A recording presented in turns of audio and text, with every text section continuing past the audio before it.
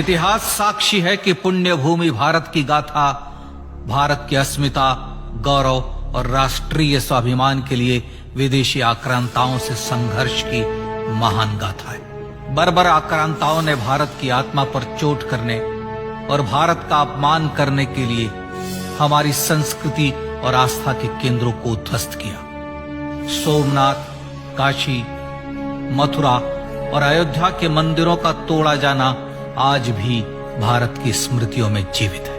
सन 1528 में अयोध्या में भगवान श्री राम के मंदिर का मुगल आक्रांता बाबर द्वारा तोड़ा जाना ऐसी ही एक अक्षम्य घटना थी जिसने सीधे भारत के सम्मान और आत्मा पर चोट की थी। कारण साफ था, अयोध्या के श्री राम के मंदिर पर आक्रमण भारत की आत्मा पर आक्रमण था। जहां हर भारतीय के रोम रोम में राम बसते हैं, वह भारत यह अपमान कैसे सहता। राम मंदिर पर आक्रमण भारत को आहत कर गया था। विदेशी हमलावर अपनी बर्बरता दिखाते गए और भारत अपने आत्मगौरव को फिर से पाने के लिए संघर्ष करता रहा।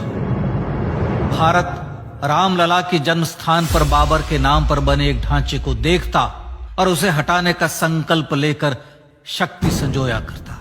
हिंदू समाज आत्मसम्मान के रण में डटा रहा और लगातार हमलावरों द्वारा बनाए गए बाबरी ढांचे को हटाने के लिए लड़ता रहा। सरयू कई बार रक्त से लाल हुई। कभी स्थानीय शासकों ने तो कभी साधु संतों और राम भक्तों ने राम जन्मभूमि की मुक्ति के लिए अपने प्राणों की आहुति दी। 74 बार युद्ध हुए। हम कुछ मोर्चे हारे, पर रण जीतने का संकल्प कभी कम नहीं हुआ। हिंदू समाज तलवारों से रक्त रंजित हुआ, पर उसने हार नहीं मानी। उसका संकल्प अजेय था।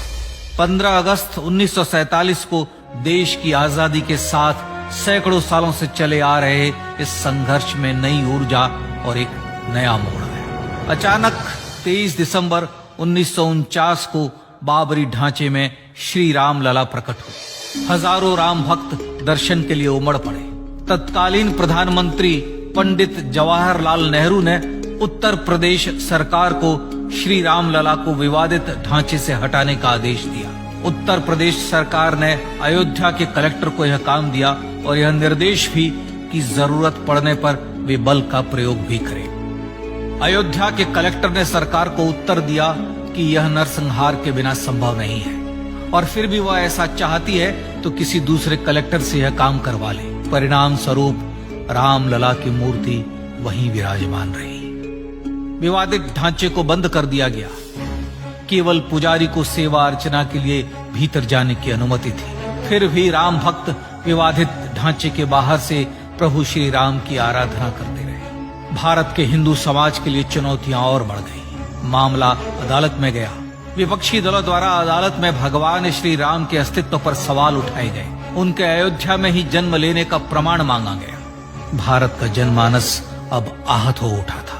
आजाद भारत में भी हिंदू समाज को अपनी आस्था और श्रद्धा के लिए संघर्ष करना पड़ रहा था। चुनौतियों के इस समय में सन 1984 में विज्ञान भवन दिल्ली में विश्व हिंदू परिषद ने धर्म संसद का आयोजन किया। इस संसद में देश भर के संतों ने राम जन्मभूमि की मुक्ति के लिए आह्वान किया और राम जन्मभूमि मुक्ति यज्ञ समिति का गठन किया।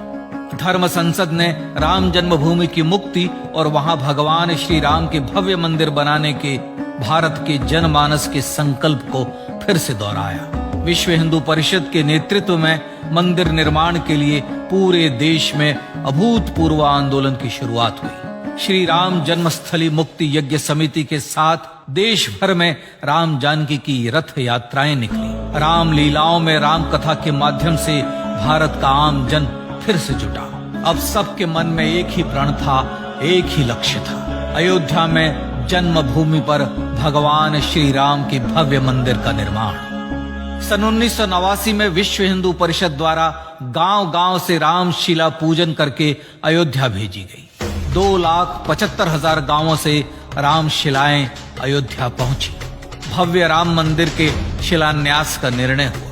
पूज्य संत महात्माओं और हिंदू समाज के अन्य प्रमुख नेताओं के निर्णय के अनुसार अनुसूचित जाति के प्रमुख नेता श्री कामेश्वर चौपाल ने 9 नवंबर 1989 को मंदिर निर्माण का पहला पत्थर रखा। राम जन्मभूमि पर मंदिर निर्माण के लक्ष्य की पूर्ति के लिए सन 1990 में सोमनाथ से अयोध्या के लिए श्री लाल कृष्ण आडवाणी ने रथ यात्रा की शुरुआत की। देश में जन भावनाओं का ज्वार उमड़ने लगा। श्री लाल कृष्ण आडवाणी के रथ यात्रा के साथ साथ मंदिर के लिए जन समर्थन बढ़ने लगा और छद्म सेकुलरवाद बेनकाब होने लगा। इस जन आंदोलन को रोकने की तमाम कोशिशें हुई पर सब व्यर्थ हुई।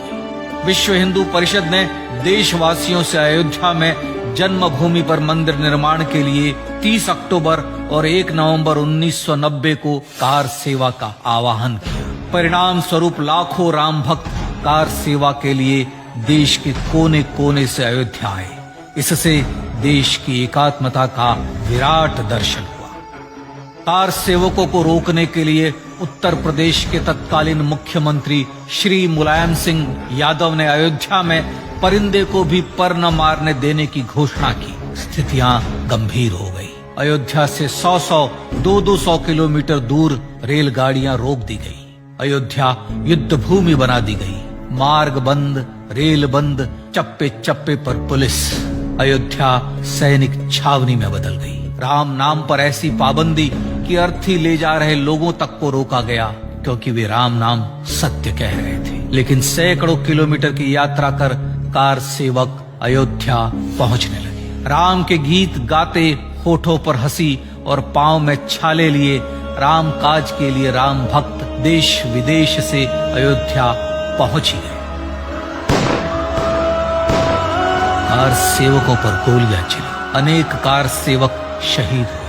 आजाद भारत में जन्मभूमि पर राम मंदिर के लिए कार सेवकों ने फिर एक बार अपना बलिदान दिया, पर कार सेवकों ने विवादित ढांचे पर भगवा फहरा ही दिया और इस तरह कार सेवा सफल हुई। श्री राम जन्मभूमि आंदोलन ने भारत की सुप्त आत्मा को झकझोर कर जगा दिया था। विश्व हिंदू परिषद ने फिर एक बार 6 दिसंबर 1992 को कार सेवा का आह्वान किया।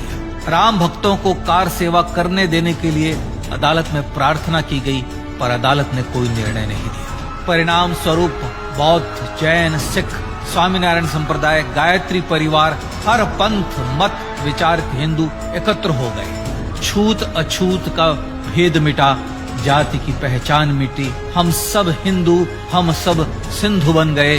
राम सिंधु में ज्वार उठा और देखते ही देखते 6 दिसंबर 1992 को श्री राम जन्मभूमि से बाबरी ढांचा सदा के लिए हट गया।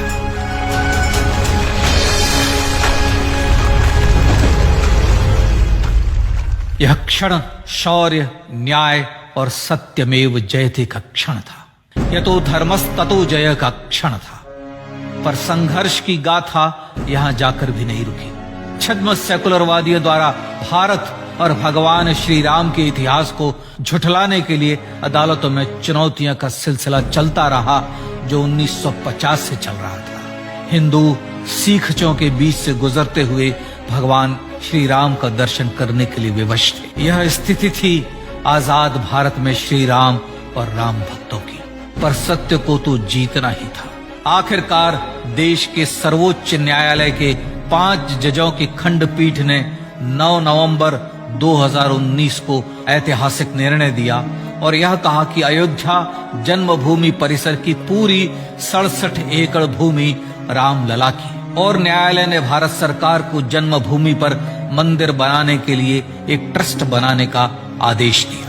सर्वोच्च न्यायालय के आदेश के अनुसार भारत सरकार ने 5 फरवरी 2020 को श्री राम जन्मभूमि तीर्थ क्षेत्र नाम के ट्रस्ट का गठन किया और राम जन्मभूमि न्यास की भूमि जो सरकार द्वारा अधिग्रहित की गई थी, उसे ही नवनिर्मित न्यास को वापस दे दिया गया।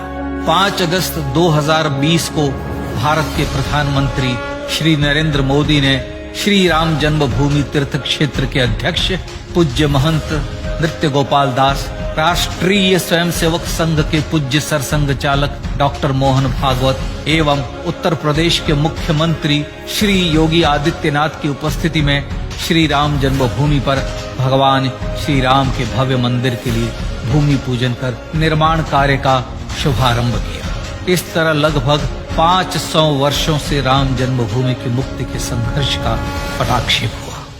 अपने आत्मसम्मान और राष्ट्रीय अस्मिता के लिए इतना लंबा संघर्ष विश्व के इतिहास में बेजोड़ है।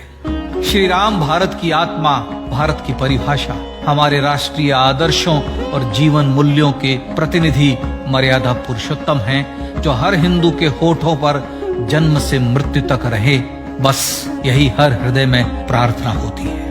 राम भारतीय राष्ट्रीय स्वाभिमान और आसेतु हिमालय से समुद्र पर्यंत तक जन जन को एकात्मता के बंधन में बांधने वाले रक्षा सूत्र है। अयोध्या स्थित श्री राम जन्मभूमि पर बाबर का हमला वास्तव में भारत के स्वाभिमान और राष्ट्रीयता पर हमला था। प्रधानमंत्री श्री नरेंद्र मोदी द्वारा श्री राम जन्मभूमि पर राम मंदिर का पुनः निर्माण न केवल बाबरी मानसिकता का पराभव है, बल्कि संपन्न, सुखी, सुसंस्कृत, सर्वशक्ति संपन्न स्वराष्ट्र का सूर्योदय भी है। यह उस राम राज्य की दिशा में वह कदम है जिसकी अभिलाषा राज राजेंद्र चोल, कृष्णदेव राय, छत्रपति शिवाजी महाराज से लेकर महात्मा गांधी तक ने की थी।